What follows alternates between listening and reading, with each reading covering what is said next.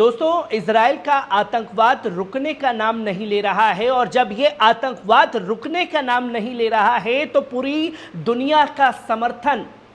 फलस्तीन को मिलने लगा है, जहां पूरी दुनिया में 192 देशों में 150 देश खुल करके फलस्तीन का समर्थन कर रहे हैं और आज़ाद फलस्तीन को आज़ाद घोषित कर चुके हैं,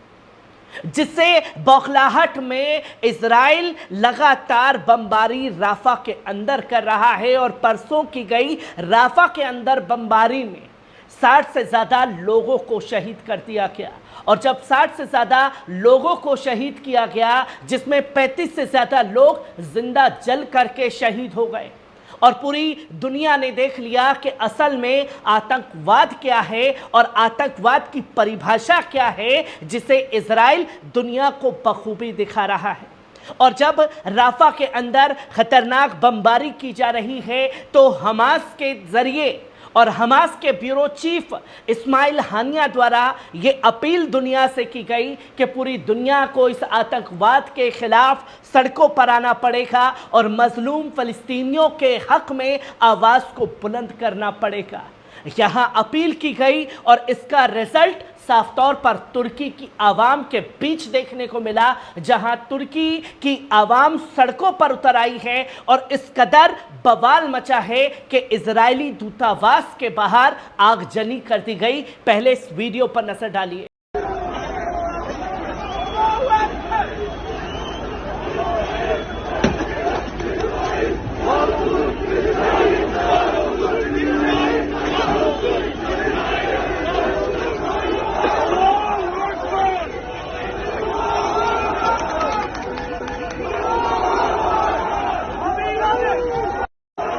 आपने देखा कि किस तरीके से दूतावास के बाहर आगजनी की गई है और इस आगजनी को लेकर के पूरी दुनिया में बवाल मचा हुआ है और पूरा तुर्की की आवाम सड़कों पर इजराइल के खिलाफ खुल करके एहतजाज कर रही है। और इस हमले से इजराइल जो है चौतरफा घिर चुका है, जहां साफ तौर पर आप देख सकते हैं कि स्थानीय मीडिया द्वारा तुर्की की यह जानकारी दी गई कि गाजा पट्टी में फिलिस्तीन शिविर पर इजरायली हमले की इस्तांबुल में रात भर व्यापक विरोध प्रदर्शन देखने को मिले, जहां प्रदर्शनकारी हमले की निंदा कर रहे थे। और यूरोपियन क्षेत्र के लेवेंट पड़ोस में इजरायली वाणिज्य दूतावास के बाहर आगजनी कर दी। प्रदर्शनकारियों ने अंतर्राष्ट्रीय समुदाय से इसमें हस्तक्षेप करने की अपील की है और इजरायली हमलों को रोकने की अपील की है, और साथ ही साथ अपने राष्ट्रपति रसब तैयब अर्दोगान के ज़मीर को भी ललकारा है और नारे लगाए हैं एर्दोगान के खिलाफ भी कि जो एर्दोगान दुनिया भर के देशों के लिए मदद करते फिरते हैं, वो फ़लस्तीन के लिए आगे क्यों नहीं आ रहे, सिर्फ बोल बच्चन क्यों किए जा रहे हैं। ये सवाल अब उनकी आवाम खुद ही उनसे पूछने लगी है। जहां अमेरिकी महासचिव दूतावास के गृह क्षेत्र में सरियर जिले में भयंकर प्रदर्शन देखने को मिला, जहां यूएस मुर्दाबाद के नारे लगाए गए। एक अन्य समूह फतिहा जिले के सराचन पार्क में इकट्ठा हुए, जहां उन्होंने अपनी जान गंवाने वाले शहीद फिलिस्तीनियों के हक में दुआएं की। और इसी के साथ साथ सिर्फ एक जगह नहीं, पूरे तुर्की में ये बवाल इजराइल के खिलाफ देखने को मिल रहा है, जहां राफा में फिलिस्तीनियों के शिविर कैंप पर हमले के बाद में हजारों की संख्या में तुर्की के लोग सड़कों पर उतर आए। इस्तांबुल में हमले के बाद हजारों प्रदर्शनकारी वाणिज्य दूतावास के सामने इकट्ठा हो गए, जहां सबसे पहले बारब्रेसन हेस्टिन के पास मस्जिद में इकट्ठा हुए, फिर एक मार्च निकाला। तुर्की झंडे लेकर वाणिज्य दूतावास के पास पहुंचे, जिसमें उनके हाथों में फिलिस्तीन का भी झंडा था। एक मार्च निकाला। भीड़ ने इजराइल के कार्यों की निंदा करते हुए हथियारा इजराइल फिलिस्तीन से बाहर निकलो और नदी से समुद्र तक फिलिस्तीन आज़ाद होगा के नारे लगाए गए हैं। और जब तुर्की की आवाम सड़कों पर है तो अपनी लाज को बचाने के लिए तुर्की के राष्ट्रपति रसब तैयब अर्दोगान को भी अपना बयान सर्कुलेट करना पड़ा है, जो कि आप साफ तौर पर देख सकते हैं,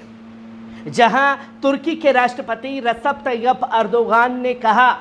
कि हम राफा पर हुए रविवार के हमले की निंदा करते हैं, इससे ज्यादा कुछ करना होगा तो बयानबाजी कर देंगे। और अब बयानबाजी का समय भी रसप तैयब अर्दोगान के पास खत्म हो चुका है, क्योंकि अब उनकी आवाम ही उनसे सीधा सवाल कर रही है। जहां अर्दोगान ने इस तथ्य पर जोर दिया कि इजरायली कब्जे ने राफा में एक शरणार्थी शिविर नागरिकों पर मिसाइलें और बम दागे, जिसे खुद इजराइल ने सबसे सुरक्षित प्लेस घोषित किया था। तुर्की के राष्ट्रपति रसप तैयब अर्दोगान ने उनकी नेतन्याहू की आलोचना करते हुए कहा कि इजरायली प्रधानमंत्री तक सीमित रखा और कहा कि यूकी नेतन्याहू और उनका हत्या नेटवर्क फिलिस्तीनी लोगों के वीरतापूर्ण प्रतिरोध को तोड़ने में विफल रहा है, इसलिए वे अपने ही देश में तेजी से घिरे हुए हैं, अपने राजनीतिक अस्तित्व को लंबा खींचने की कोशिश कर रहे हैं और उसी को बचाने के लिए लगातार नरसंहार जो है वो इजराइल द्वारा किया जा रहा है। और जब इजराइल द्वारा इस घटना को लगातार अंजाम दिया जा रहा है, तो वहीं तुर्की के फॉरेन मिनिस्टर को भी अपना बयान सर्कुलेट करना पड़ा, जहां ये साफ तौर पर बताया कि फ़लस्तीनियों के हक में पूरी दुनिया के 192 देशों में 150 देश का आना एक बड़ा संकेत है और ये इजराइल की बड़ी हार है। और इसी हार की वजह से अपनी सारी खुन्नस, अपनी सारी फ्रस्ट्रेशन फ़लस्तीनियों लोगों पर उतारता हुआ दिखाई दे रहा है, जिसे लेकर के तमाम तस्वीरें सामने आई हैं और कई सारे सवाल जो हैं वो खुद खड़े कर दिए गए। जहां राफा कैंप के हमले के बाद नेतन्याहू चौतरफा घिरा हुआ है,